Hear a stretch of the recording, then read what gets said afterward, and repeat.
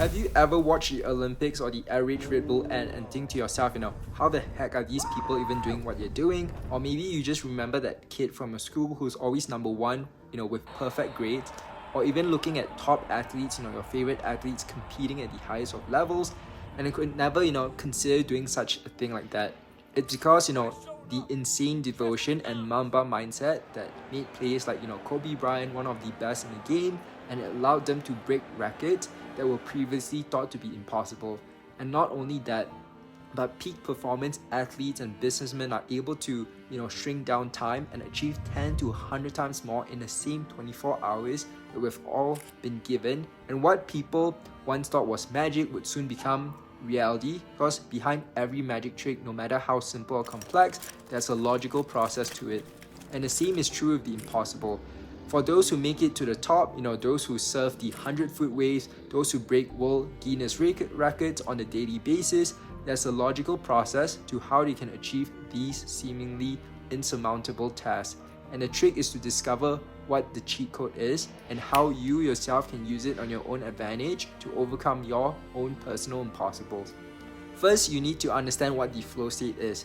It's a neurochemical connection that makes use of the neurochemicals such as dopamine, serotonin, endorphins, and each chemical is scientifically proven to help you achieve a step into entering the flow state. And dopamine is a pleasure chemical, but dopamine is also released after solving, challenging puzzles or accomplishing goals that you set. And in flow state, dopamine is what helps you get up every single day, work, go to the gym, learn a new skill, and each of the 5 neurochemicals, that are small as well, causes a different reaction. And when you stack each of these together in the state of productivity, you can accomplish 500 times more work than you usually do in a single day. So what are the steps for you to enter the flow state? Flow state part 1, which is motivation and discipline. The first step to entering a flow state is motivation and discipline. You need to be motivated and disciplined to actually perform at your best. And that doesn't mean, you need to always be ever present, that you need to actually, do what you want to do. It's a catch-all term that can be used to describe drive, grit, and goals. So drive. The drive is the reason you want to start in the first place. It's the feeling you get when you have the urge to play a specific video game or work on a particular product. And many people confuse impulse with drive. Impulse is a feeling that you want to do something in that moment when you usually do not want to do. And drive, that intentional and recurring feeling of motivation you get from performing a specific action. And many people believe that drive is, this characteristic that some people have and others don't, and there's no such thing as, lazy people. They just haven't found something that drives them to succeed. Luckily, we can develop our drive, and we can do this by working on things that we actually care about. Working in a company that you actually believe in, pursuing a career that you enjoy is the key to, getting up every morning and putting in the hours. And if you don't know how to find your drive, my recommendation is to find your passion. You want to find careers that are well paid, that you're good at, and that you enjoy. The 3 intersections of them all. And from there, the only way to find drive is to experiment. Your teenage and early 20s are meant for this, for exploring, figuring out, what does and doesn't resonate with you. And you're bound to work jobs that you hate, but it's part of the exploration process. Next, we move on to goals. From there on, the next step is finding the motivation to enter maximum productivity, which is your goals. And research has shown that setting goals is one of the most important steps in finding success. Setting long-term goals, mid-term goals, and short-term goals ensures that you have something measurable that you can work towards you. And most people have an overarching goal in their life that they want to work to, and these are the things such as becoming the CEO of a company, becoming an actor, in a big budget film. And it's important to have a direction, but setting goals along the way that are obtainable and challenging allows your mind to feel like you're making progress towards a larger goal. View goals as a roadmap to the treasure chest. The path isn't clear and laid out, but there's a step-by-step process on how to get where you are right now to where you need to go. And finding the treasure without clear goals and direction is a lot harder than if you make a step-by-step plan. Start by making 2 to 3 clear goals every single day that would help you get to where you want to go. The goals need to be big, achievable and challenging as well. And the last thing you want is to get stuck in the cycle of setting goals that are too easy or become complacent. That's what you do not want. And these goals could be anything from, writing 5 pages of a book to editing 1 hour of footage, writing a gratitude journal every single day. And the point is having it, that's reasonable, challenging, and concise as well. Personally, I found the best way to list my goals is on my iPhone notes, where I attach monetary value to them. For example, if I want to buy a Rolex watch that costs this amount, I'll note it on my iPhone. So let's move on to grit. The third part of the motivation formula is grit. This is what people think as motivation, the ability to keep going every single day, do the hard work to get closer to your goals. Because at the end of the day, you would fail, it's inevitable. Everybody fails. I've failed more times I can count. But the reason I'm here today is because I failed and I was able to get off my feet and keep pushing towards my goal. And personally, I know that you experience it too.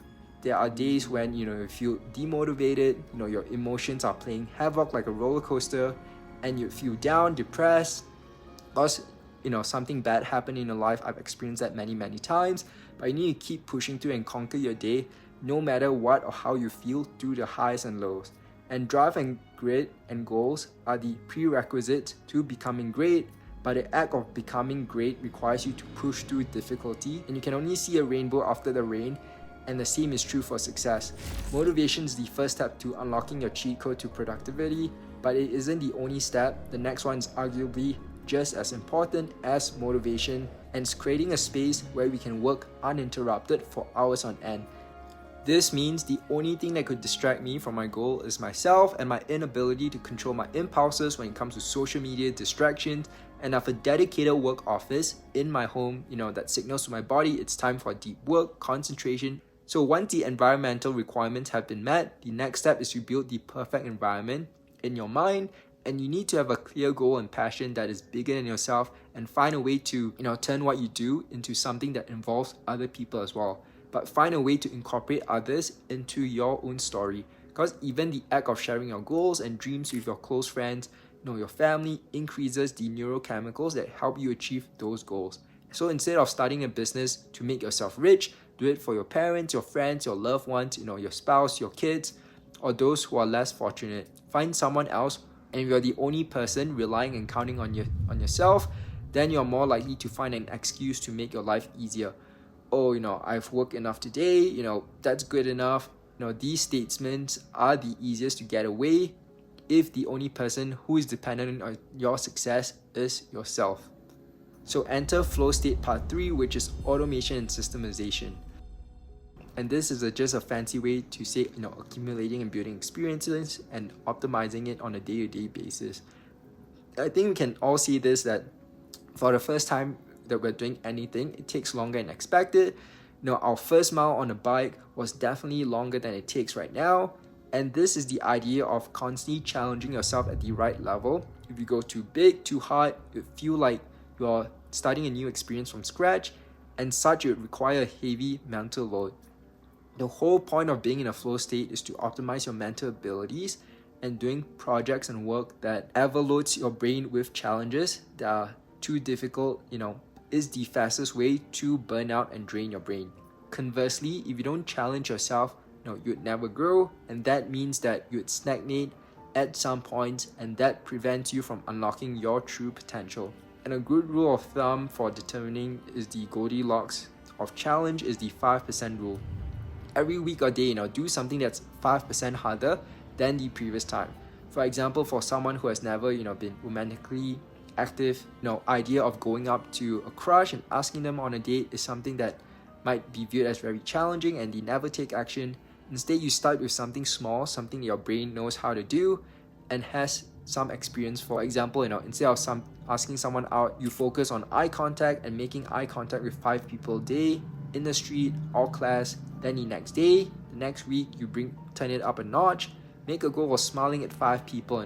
The next day it's waving at them, and then it's saying hi, and then it's having a short conversation, to the point that you're constantly challenging yourself and optimizing the process and accumulating experiences until you reach your end goal. And once you master this, you'll be able to work at your optimal condition while also constantly provoking yourself and learning new and different skills that are necessary for success. How I unlock this part 3 of flow state is cultivating the habit of doing the same thing every single day until it becomes effortless for me and doesn't require extra mental energy compared to me doing it for the first time. And before you go, I'll leave you a final bonus tip, which is the power of saying no. Everyone learned the power of saying yes from Jim Carrey's Say Yes movie, and saying yes to all opportunities presented. There's a time and place for that, but the number one biggest secret productivity hack I found is just identifying the biggest needle mover, the domino effect, the income producing activity, where if I complete that, everything else follows. I just say no to everything else until I get that done first. The only thing that's stopping you from being your best version right now is your inability to act. It takes discipline to keep moving towards your goals, to fail again and fail again, but to get up every single day and find the time to concentrate on your passion, because that is what will make you a millionaire. So follow these 3 steps to enter peak flow state, as well as the bonus hack that I just shared with you, and you're able to get 200-300% more done than the average human possible, just because you know these tips and advice that other people don't. So subscribe to this video for more, and I'll talk to you in the next one.